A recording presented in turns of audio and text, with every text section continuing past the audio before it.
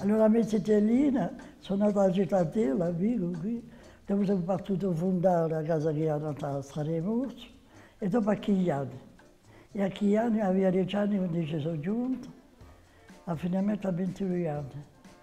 E voilà, stavamo qua là, mamma aveva un caffè, un papà favolgioso, e la mamma si occupava di noi, della casa, e ci mandava a scuola.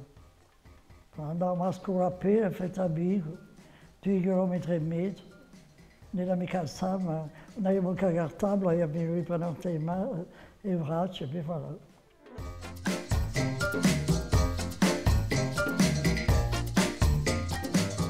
E le più belle cose della mia gioventù sono a Chigliani.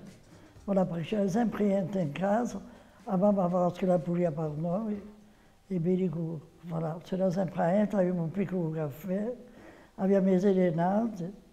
Voilà, all'improvviso.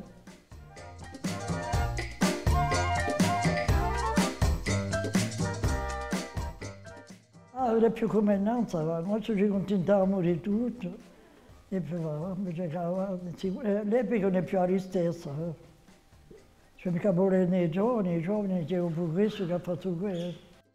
La gente si aiutava di più, si dicevano di più buongiorno e tutto, ma quando li passavano. Per esempio quando erano a Chigliani, era un paese simpatico, la gente era brava lì, e poi quando andavano a Fontana, potevamo riscorrere tutto.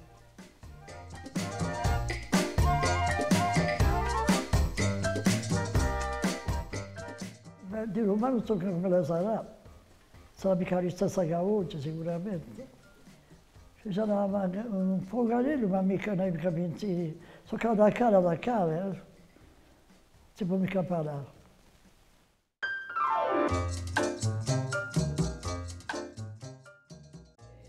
Ah, i suoi adili. Che vuol dire? Vabbè, che li studiano a scuola, che li siano anche gli anziani, che li siano rispettosi, e voilà. Come ne famo un altro, non so parliamo così. Non resto posso mica dire altre cose, già lì.